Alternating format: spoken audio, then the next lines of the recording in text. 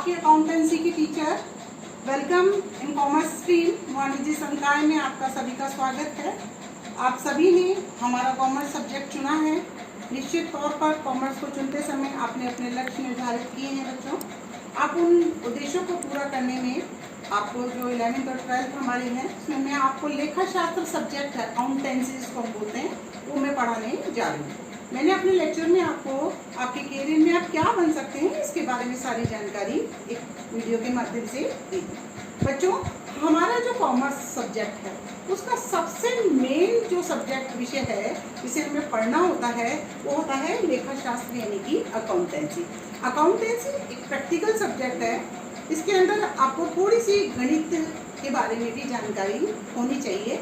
गणित का मतलब यहाँ पर किसी स्पेसिफाइड गणित की जरूरत नहीं है। आपको जोड़ बाकी, प्रतिशत निकालना, परसेंटेज निकालना, ये आपको आना चाहिए। ठीक है, तो आज मैं आपको लेखा शास्त्र अकाउंटेंसी पढ़ाने जा रही हूँ। तो लेखा शास्त्र सब्जेक्ट को हम आगे बढ़ने से पहले लेखा शास्त्र में हम क्या पढ़ने वाले हैं उस चीज को हम डिस्कस करते हैं। मैंने भी आपको बोला ये प्रैक्टिकल सब्जेक्ट है। प्रैक्टिकल सब्जेक्ट का मतलब ये नहीं है कि इसके अंदर न्यूमेरिकल क्वेश्चंस ही होंगे जो आपको करने होते हैं। इसकी सबसे पहले आपको थोड़ी सी थ्योरी भी पढ़नी होती है। कहते हैं ना, किसी चीज के विषय के बारे में उसकी थ्योरेटिकल नॉलेज होना भी उतना ही इम्पोर्टेंट है। तो जो हमारा लेखा शास्त्र सब्जेक्ट है उसमें हमारे कई लेसन्स के थ्रू उसको समझाने का प्रयास किया। हर लेसन जिसके अंदर की प्रैक्टिकल भी है, तो आपको सबसे पहले उस प्रैक्टिकल को करने से पहले उसकी थ्योरी को भी पढ़ना होता है। तो सबसे पहले जो चैप्टर है जिसके अंदर हमारे को अकाउंटेंसी का एक इंट्रोडक्शन दिया गया है कि लेखा शास्त्र क्या होता है। लेखा शास्त्र, अकाउंटेंसी और अकाउंटिंग दो अलग अलग शब्द हैं। तो यहाँ पर लेखा शास्त्र को समझाने का प्रयास किया गया है जिसके अंदर आपको बताया जाता है कि व्यवसायिक उपक्रम के अंदर या किसी गैर व्यवसायिक उपक्रम में जहाँ पर मुद्रा का लेन देन होता है, पैसों का लेन देन होता है, तो सभी को अपने हिसाब किताब रखने होते हैं। तो हिसाब किताब आज के युग में नहीं, हम अगर अपने पुराने इतिहास को उठाकर देखें तो हर व्यक्ति जब भी कुछ कमाता है या कुछ करता है तो वो अपना हिसाब किताब रखता है। अगर एक मदर की भी बात करें जो घर चलाती हैं, वो भी अपना हिसाब किताब रखती है। तो हिसाब किताब रखने की प्रक्रिया कैसे शुरू हुई, इसको कैसे रखा जाता है। और चूंकि आजकल इतने बड़े बड़े व्यवसायिक उपक्रम स्थापित हो गए हैं जिसके अंदर हजारों लेन देन ट्रांजेक्शन होते हैं, जिसके अंदर हमारी मनी का आदान प्रदान दिया जाता है, लिया जाता है, तो उन सबका हिसाब रखना जरूरी है। तभी हम ये जान पाएंगे कि हमने क्या व्यवसाय किया, तो उसमें हमने क्या लाभ अर्जित किया या हानि अर्जित की, हमने कितने खर्चे किए, कितनी हमें आय हुई। तो इन सब चीजों को जानने के लिए हमें क्या करना पड़ता है, हमारे लेखा को करना होता है। तो लेखा को करने के लिए लेखा शास्त्र का ज्ञान होना बहुत जरूरी है। तो लेखा शास्त्र के इंट्रोडक्शन में कि ये कैसे हुआ, इसके क्या सिद्धांत है, इसके उद्देश्य क्या है, कैसे किया जाता है, उसके नियम क्या है, ये सारी चीजें हमने इसमें समझाने का प्रयास किया है। ठीक है, फिर जब हम ये जान गए कि अकाउंटेंसी वर्किंग क्या है, तब हम आपको आपके प्रारंभिक लेखों के माध्यम से कि इसे कैसे किया जाता है, तो उसके अंदर आपको हम जर्नल और उसके साथ में उसकी सब्सिडरी बुक्स, यानी सबसे पहले हम किसी भी व्यवहार को होता है तो उसका लेखा करते हैं जर्नल में, फिर जर्नल से उसका क्लासिफिकेशन कर देते हैं, वर्गीकरण, अनेक सहायक बहियां बनाते हैं। क्योंकि एक किताब में अगर थोड़े लेन देन है तो लिख सकते हैं, लेकिन जब लेन देनों की संख्या व्यवसाय में ज्यादा होती है तो हमें उसकी सब्सिडरी बुक यानी सहायक बहियां भी निर्मित करनी पड़ती है। तो वो हम आपको उसके अंदर समझाएंगे। अब जब हम लेखा कर देते हैं तो लेखा करने के बाद उसको हम क्या करते हैं, उसको अलग अलग वर्गीकृत करते हैं।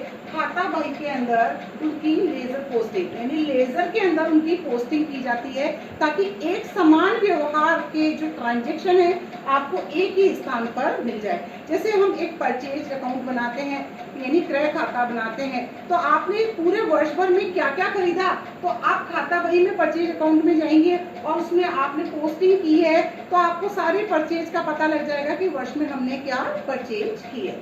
अब जब आप वर्गीकरण कर देते हैं तो हम उसका क्या करते हैं, सारांश बनाते हैं। हम ट्रायल बैलेंस जिसको कि हम तलपट बोलते हैं, तलपट बनाया जाता है ताकि ये जाना जा सके कि हमने कहीं जोड़ बाकी में कोई गणितीय अशुद्धता तो नहीं की है। अगर की है तो उन अशुद्धियों का रेक्टिफिकेशन, हमें इन अशुद्धियों का सुधार करने में सिखाया जाता है।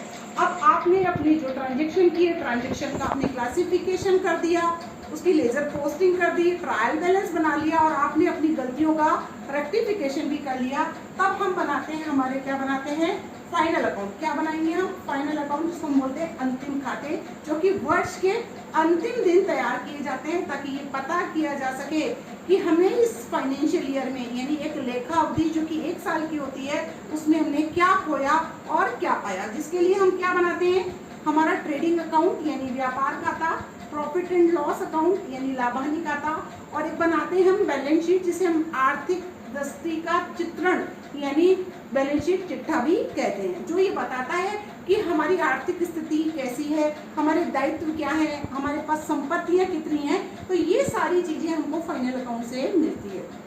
साथ ही साथ इन फाइनल अकाउंट को बनाते समय हमें जो है एडजस्टमेंट जो वर्ष के अंत में करने हैं वो भी इसके अंदर कर दिए जाते हैं। साथ ही साथ ये एक फाइनेंशियल स्टेटमेंट का एक पार्ट है, ये फर्स्ट पार्ट, और सेकंड पार्ट जो होता है जिसके अंदर हम सीखते हैं बैंक समाधान विवरण कैसे बनाना है, क्योंकि हमें पता है कि हमारे नगद व्यवहार होते हैं उनको हम हमारी कैश बुक में लिखते हैं, और आजकल हर व्यवसायी अपना बैंक में खाता खुलाता है, तो बैंक खाते में और हमारी कैश बुक में डिफरेंसेस आना स्वाभाविक है, क्योंकि हम जो जमा करते हैं हम हमारी कैश बुक में तो लिखते हैं, लेकिन बैंक में हमारे हिसाब से एंट्रीज नहीं की जाती, तो उनमें समय के अनुसार कुछ डिफरेंसेस होते हैं, तो उनको मिलाने के लिए हम बैंक रिकॉन्सिलिएशन यानी बैंक समाधान विवरण तैयार करते हैं, जिसमें आपको ये समझाया जाएगा कि पासबुक और कैश बुक का मिलान किस प्रकार से किया जाता है।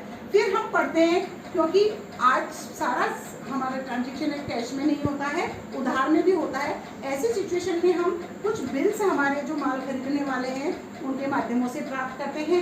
तो बिल ऑफ एक्सचेंज यानी विनिमय बिल यानी लेन देन में बिलों का जो प्रयोग करते हैं उसके बारे में हम बिल ऑफ एक्सचेंज के अंदर पढ़ेंगे। ठीक है, इसके बाद में एक मोस्ट इम्पॉर्टेंट टॉपिक जो आता है हमारा, जिसको हम बोलते हैं मूल्यह्रास यानी डेप्रिसिएशन। आप सभी को पता है हम संपत्तियां जब यूज करते हैं तो जो रेट पर हम खरीद कर लेकर आते हैं इसका प्रयोग करने से उसकी वैल्यू दिन पर दिन क्या होती चली जाती है, कम होती चली जाती है। तो डेप्रिसिएशन क्या है, उसका लेखा हमें किस तरीके से करना है, क्योंकि मूल्य में कमी होने से हमें हानि होती है, तो उसका लेखा भी हमें उसी लेखा अवधि में अवश्य रूप से करना चाहिए। साथ ही साथ प्रोविजन यानी आयोजन एंड रिजर्व संचय किस प्रकार से भविष्य के लिए करना है, इस लेसन के माध्यम से आपको ये मोस्ट इम्पॉर्टेंट है, इसमें आपके डेप्रिसिएशन की क्या टेक्निक्स हैं, विधियां हैं, वो भी समझाने का प्रयास किया है। और अगला चैप्टर है जिसको हम बोलते हैं वर्गीय यानी सेक्शनल बैलेंसिंग और सेल्फ बैलेंसिंग। एक और होता है स्वयं और शब्द लगा दें इसमें, स्वयं बैलेंसिंग और सेक्शनल और सेल्फ बैलेंसिंग चैप्टर है, जिसमें कैसे संतुलन खातों में बनाया जाता है वो समझाया गया है। और एक और टॉपिक जो हमारा है इसके अंदर वो है इनकम्प्लीट रिकॉर्ड्स। कई बार क्या होता है हम लेखा सिद्धांतों के अनुसार कार्य नहीं करते, जैसे छोटे व्यापारी होते हैं याददाश्ती के लिए चीजों को लिखते हैं पर एक पक्ष लिखते हैं और दूसरा पक्ष नहीं लिखते हैं, तो ऐसी स्थिति के अंदर हमारे लेखा है वो क्या होते हैं, अधूरे होते हैं। तो ये जो अनकम्प्लीट रिकॉर्ड्स हैं इनको कंप्लीट रिकॉर्ड्स में कैसे बदला जाता है, इस अनकम्प्लीट रिकॉर्ड्स के अंदर हम ये समझने का प्रयास करेंगे। ये तो हमारा है जो अकाउंटेंसी से रिलेटेड सारी चीजें हैं जो हम आजकल मैनुअली हाथों से अब तक हमारे आपने देखा होगा कि हमारे अकाउंटेंट जो भी होते हैं संस्थाओं में, हमारे लेखापाल जिसको हम बोलते हैं, वह ये कार्य करते हैं। लेकिन आज के आधुनिक व्यवसाय के अंदर कंप्यूटर का बहुत महत्व हो गया है, तो आजकल जो हमारे अकाउंट्स हैं वो सारे किसके माध्यम से किए जाते हैं, कंप्यूटर के माध्यम से। आपने टैली का नाम सुना होगा, वो टैली है, उसके माध्यम से अकाउंट्स तैयार किए जाते हैं। तो लेखांकन में कंप्यूटर क्या इंपॉर्टेंस रखता है, किस तरीके से उसमें लेखे किए जाते हैं, किस प्रकार से वो सहायक है, इसको एक हमारा नया चैप्टर एक अलग टॉपिक बनाया गया है कि अकाउंटेंसी में कंप्यूटर का क्या रोल है, लेखांकन में कंप्यूटर, ये समझाने का प्रयास किया। तो बच्चों हम लेखा शास्त्र के पार्ट फर्स्ट में जो 11th क्लास में है इतने सारे टॉपिक्स हैं, इनको हम पढ़ेंगे। टॉपिक्स नए हैं आपके लिए, सब्जेक्ट भी नया है लेकिन हार्ड नहीं है। आप सिस्टमैटिकली अगर एक एक चीज को ध्यानपूर्वक उसकी थ्योरी और उसका प्रैक्टिकल पढ़ेंगे तो बड़ा ही इंटरेस्टिंग है और बड़ा ही यूजफुल है, क्योंकि खातों की जरूरत केवल लाभ कमाने वाली संस्थाओं में ही नहीं होती, बल्कि हर व्यक्ति को अकाउंटिंग करने की, हम हमारे दैनिक जीवन में हमारे आय और व्यय को मैनेज करने के लिए एक मम्मी है जो घर चलाती हैं, चाहे टीचर है, एक वैज्ञानिक है, डॉक्टर है, इंजीनियर है, चाहे कोई संस्था परोपकार के लिए कोई कार्य करती है, उसके पास चंदा आता है या डोनेशंस आते हैं, तो उन सबको अपना हिसाब किताब तो रखना ही होता है। तो ये अकाउंटेंसी जो है, ये आप लोगों को इन हिसाब किताब का लेखा किस प्रकार से रखा जाता है, वो योग्यता आपके अंदर विकसित कर सकती है और करती है, और उसी का प्रयोग कर कर आप अपने भविष्य के अंदर अपने रोजगार के अवसर सृजित कर पाते हैं। तो आज के लिए बच्चों मैंने सिलेबस डिस्कस किया। नेक्स्ट लेक्चर जो होगा हमारा, हम अकाउंटेंसी के टॉपिक को लेकर, फर्स्ट टॉपिक को लेकर पढ़ना शुरू करेंगे। थैंक यू बच्चों, ध्यानपूर्वक समझें और एकदम इजी होकर इसको पढ़ें ताकि आप बेहतर तरीके से इसको फेस कर पाएं। Thank you very much. स्वस्थ रहिए, खुश रहिए।